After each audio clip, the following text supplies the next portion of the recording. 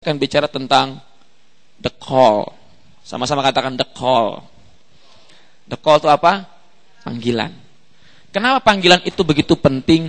Karena kita harus jujur malam hari ini seberapa kita yang tahu untuk apa kita hidup. Seberapa kita yang tahu untuk apa kok ke gereja.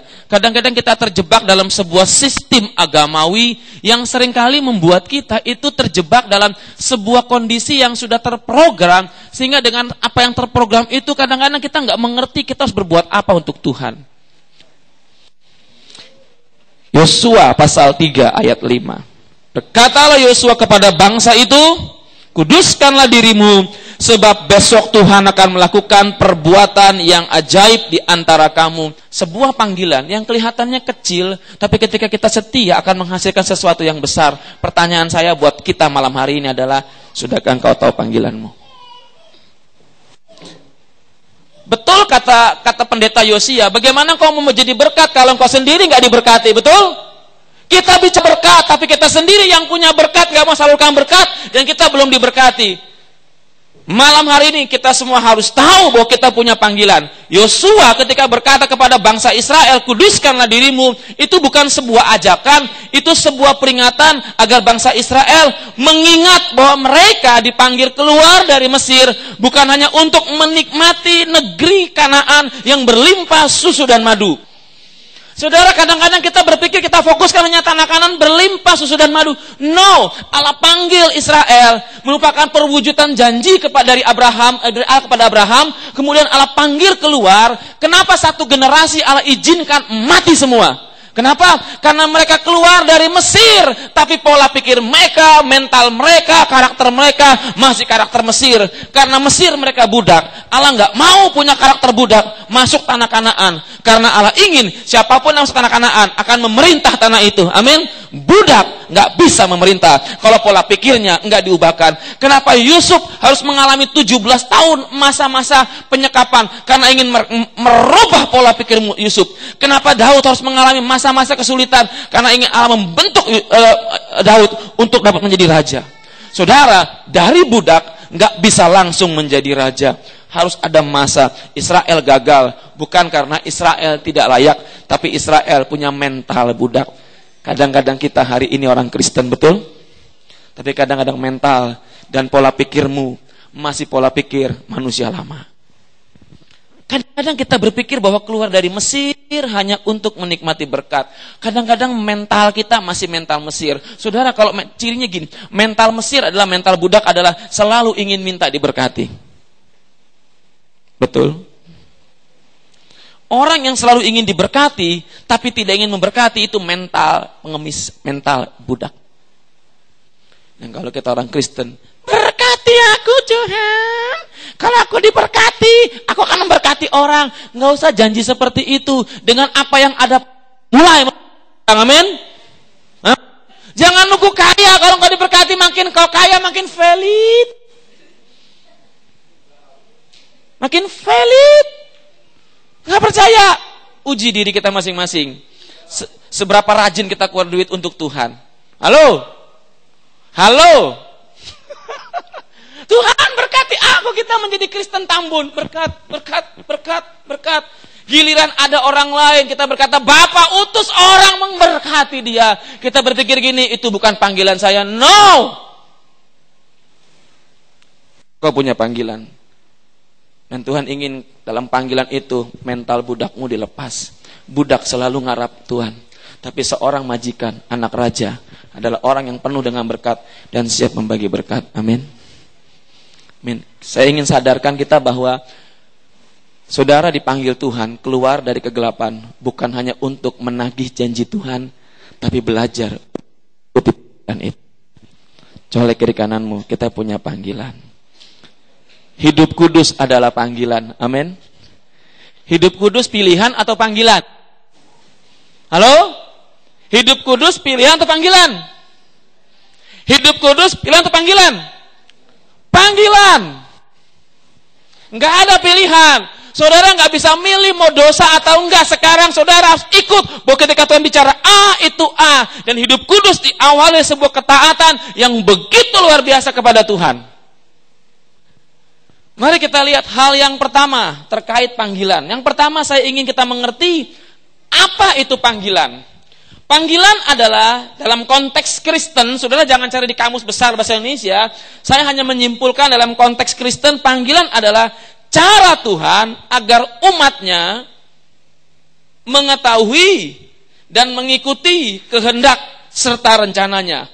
Panggilan adalah cara Tuhan agar umatnya, siapa? Kita mengetahui dan mengikuti kehendaknya. Kita sekarang nggak tahu, betul nggak? Tapi Tuhan bisa berbicara dengan berbagai macam cara agar kita tahu itu panggilan. Nah pertanyaannya adalah hari ini kadang-kadang kita menutup telinga. Kita dengar firman hanya untuk konsumsi gereja, keluar gereja kadang-kadang firman itu nyaris tak terdengar. Betul nggak? Kadang-kadang di gereja kita bisa menjadi pribadi yang lain. Kadang-kadang suami yang habis tempeleng istri bisa menjadi suami yang begitu mesra dan lembut, yang berkata I love you darling. Kadang-kadang istri yang begitu cerewet dan bawelnya nauzubillah min dzalik, tiba-tiba di gereja bisa menjadi papa love-lovean. Kadang-kadang kita yang begitu berdosa di gereja kita pasang wajah action yang begitu membuat orang, bahkan kalau Tuhan nggak maha tahu, tipu oleh penampilan kita. Kenapa? Karena kita berpikir panggilan kita hanya berlaku untuk di gereja. Di luar kita kembali pakai standar yang lama. Betul atau betul? Betul atau betul?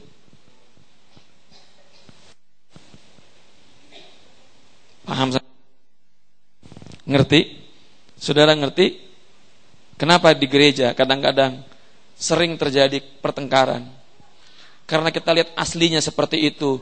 Di gereja, gue mah gak tahan ya. Busuk, di gereja kok sok manis sih. Amit-amit ya. Kita pinter kritik orang. Sementara kadang-kadang kita sendiri mungkin lebih busuk daripada orang yang kita kritik. Panggilan umum, panggilan bicara keselamatan. Yang kedua, ini lebih spesifik, yaitu panggilan khusus. Apa itu khusus? Sesudah kita diselamatkan tentu kita punya fungsi. Allah ingin kita mengerti fungsi kita masing-masing. Korintus menggambarkan bahwa kita ini seperti tubuh, tidak semua jadi kepala. Amin. Ini bukan nyindir saudara, tapi ini kesaksian dari pendeta Yosia Abisaputra. Yosia bilang segini, saya ini bukan pendeta pengkhotbah yang bagus, tapi saya pengkhotbah KKR.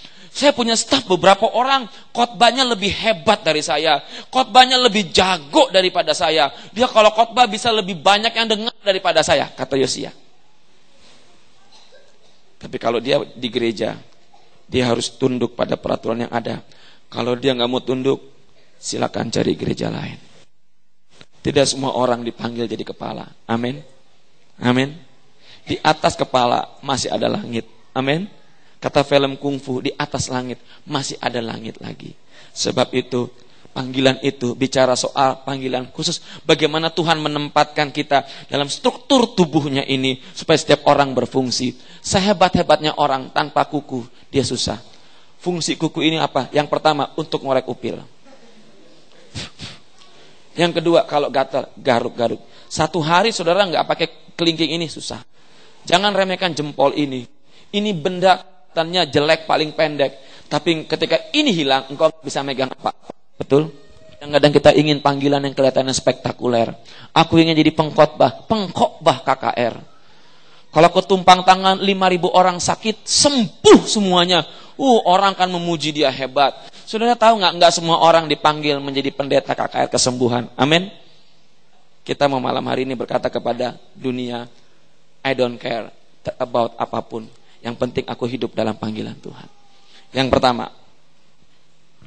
panggilan itu berbicara tentang kepedulian Allah agar kita dapat mengerti rencananya bagi kita, agar dia dapat menyatakan rencananya bagi kita. Panggilan adalah menunjukkan kepedulian Allah agar kita mengerti rencananya bagi kita. 1 Tesalonika 4 ayat 7. Allah memanggil kita bukan untuk melakukan apa yang cemar, melakukan apa yang kudus. Panggilan berbicara agar kita tahu kehendak Allah. Yang pertama kita harus tahu bahwa panggilan kita adalah untuk melakukan sesuatu yang kudus. Roma 8 ayat 28 dengan tegas mengatakan Allah hanya turut bekerja untuk mendatangkan kebaikan bagi siapa? yang terpanggil sesuai dengan rencananya. Buka Roma 8 ayat 28. Allah hanya bisa bekerja mengadakan mujizat, breakthrough ketika kita ada dalam rencana Allah. Buka. Lihat baik-baik, lihat bagian bawahnya. Kita tahu sekarang bahwa Allah apa? Turut bekerja dalam segala sesuatu untuk mendatangkan kebaikan. Lihat standarnya. Bagi apa? Mereka yang mengasihi Dia. Bagi apa? Mereka yang mengasihi Dia. Yaitu bagi mereka yang terpanggil sesuai dengan rencana Allah. Kalau mau Allah bekerja untuk mendatangkan kebaikan bagimu, kita harus mengasihi Dia. Karena orang yang mengasihi Dia adalah orang yang ada dalam rencana Allah. Amin. Amin. Kenapa Tuhan ingin kita mengasihi dengan pikiran, jiwa, dan roh kita? Saya baru tahu kemarin, walaupun saya sudah pernah dengar, ternyata jiwa itu wilayah di tengah, Lek, ya. Jadi kalau orang mau badannya dikuasai, dia harus dikuasai jiwanya dahulu, betul? Jiwanya itu adalah pribadi yang kosong, tergantung siapa yang ngatur. Kalau daging menguasai dia, maka kedagingan mewarnai dia. Tapi kalau roh Allah menguasai dia, maka hidupnya dipimpin oleh Tuhan. Orang yang dipimpin oleh Tuhan adalah orang yang menyerahkan tubuh, jiwa, dan rohnya untuk dipakai Tuhan sesuai rencananya. Orang seperti ini gak pernah takut dengan segala sesuatu. Memang proses, gak bisa langsung, ada prosesnya. Hari ini kau taatnya 10%, besok 20%, lama-lama ketaatanmu semakin mendekati kesempurnaan. Semua proses, tapi jangan pakai alasan proses untuk engkau tidak mau bergerak. Proses adalah sebuah pertumbuhan progresif ke arah yang lebih baik, bukan stagnan. Ketika rohanimu mengalami stagnasi, engkau sedang mengalami kemunduran.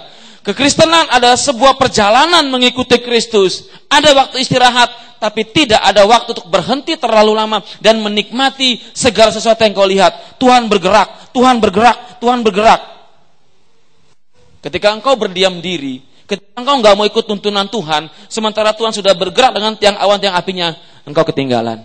Banyak orang Kristen ketika mulai ketinggalan, dia berkata, ya sudahlah, yang penting aku ibadah. Ibadah dalam gereja belum menunjukkan panggilanmu. Amin. Amin. Itu hanya kumpulan kita secara umum. Panggilanmu adalah bagaimana engkau memfungsikan dirimu dalam Tuhan supaya engkau dipakai Tuhan secara efektif.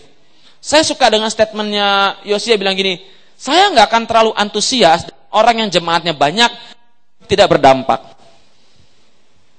Tanya orang-orang sekelilingmu, apakah aku sudah berdampak mendatangkan kebaikan untuk dia atau tidak? Apakah kehadiranmu membuat orang lebih merasakan kehadiran Kristus atau tidak? Impact-nya. Apakah dengan berkat yang dimiliki orang lain merasakan berkat Tuhan atau justru mengutukimu? Berkat nggak bicara materi. Berkat bicara segalanya. Engkau bisa nyanyi karaoke. Wah, ini kuangepe. Saya melayani, Mbak, oh maaf, sibuk. Kita mau tampil tapi gak mau pernah bayar harga. Ikut doa persiapan. Ibadah kagak, doa pagi kagak, mau melayani. Apa yang kita mau kasih buat orang sementara kita gak punya sesuatu? Kita bicara menjadi berkat. Apa yang kamu mau kasih? Halo? Api Roh Kudus aja kagak ada, doa gak pernah, pujian penyembahan gak pernah. Akhirnya mah haho. Kita harus belajar membagikan sesuatu. Aku punya apa? Aku punya jam doa. Pasti punya Tuhan. Aku bagi buat kamu. Yang kedua, panggilan menentukan arah dan tujuan hidup kita. Kita pasti harus tahu arah tujuan hidup kita. Ketika Tuhan menyatakan panggilannya buat kita, kita tahu di mana. Ingat kata Yesus, domba-dombaku mengenal suara. Ketika ke Israel, saya lihat ada suku Boduin. Tahu suku Arab. Saya kaget, saudara. Ternyata orang-orang Boduin itu menggembalakan domba itu gampang sekali. Dia ada di depan domba, bawa tongkat. Itu dombanya ngintil, ngikut gitu. Saya lihat itu kan dari bis kami lihat di jalan begini, dombanya ngikut gitu. Dan domba-domba hanya mau mendengar suara gembalanya. Artinya apa? Suara gembala adalah patokan arah yang harus diikuti. Dalam kekristenan, suara Tuhan adalah yang paling utama. Bagaimana tahu suara Tuhan? Sementara kita hanya ibadahnya seminggu sekali. Itu pun kadang-kadang banyak ngeluhnya. Bagaimana kita tahu suara Tuhan kalau kita nggak punya waktu dalam hadirat Tuhan untuk berdoa, penyembahan, mencari Tuhan. Kapan terakhir kita baca ini? Mau kemana? Gereja. Biar orang tahu, mah Alkitabnya kurang gede. Kalau lihat yang segede gini aja sekalian. Mau kemana Pak? Gereja. Firman Tuhan menudungiku dari hujan. Ketika panas firman-Mu membuat aku teduh. Ketika hujan firman-Mu membuat aku tetap kering. Dan bedak-bedakku tetap utuh di bawah firman-Mu. Kapan terakhir kita baca firman? Yosia bilang gini, kita harus cari Tuhan. Yang kedua, panggilan menentukan arah hidup. Yang ketiga, 2 Petrus 1:10, kita baca sama-sama dengan keras. 1, 2, 3. Karena itu, saudara-saudaraku, berusahalah sungguh-sungguh supaya panggilan dan pilihanmu makin teguh, sebab jikalau kamu melakukannya, kamu tidak akan pernah tersandung. Yang ketiga, panggilan menentukan kualitas hidupmu. Kalau kita melakukan sungguh-sungguh, engkau nggak akan pernah tersandung. Dalam arti apa? Sekalipun kau begini, engkau cepat bangkit. Kenapa? Engkau fokus pada panggilan itu. Engkau nggak akan miring kiri, miring kanan, ke sana kemari. Engkau fokus pada di sana. Apa kata Paulus? Aku melupakan apa yang di belakangku dan mengikuti panggilan Kristus. Ini ayat luar biasa. Mau terobosan? Mau terobosan? Mau terobosan? Engkau harus tahu panggilanmu apa. Mau terobosan? Harus tahu panggilanmu apa. Saudara, pekerjaan dalam Tuhan, sekecil apapun yang kau lakukan, kalau setia kita lakukan dalam panggilan itu, Tuhan akan berikan kepercayaan yang lebih besar lagi. Kita kadang-kadang ngeluh, aku cuman gini-gini aja om. 2, engkau gak pernah mau meninggalkan zona nyamanmu. Yang kedua, engkau gak hidup kudus. Kita kadang-kadang aku gini-gini aja deh, aku gini-gini aja deh. Kita kadang-kadang suka dengan zona nyaman ini. Kita nggak usah mau pergi aja. Ku ingin tetap di sini, tetap melangkah. Tinggalkan zona nyamanmu, lihat Tuhan. Panggilan itu menentukan fokus hidupmu.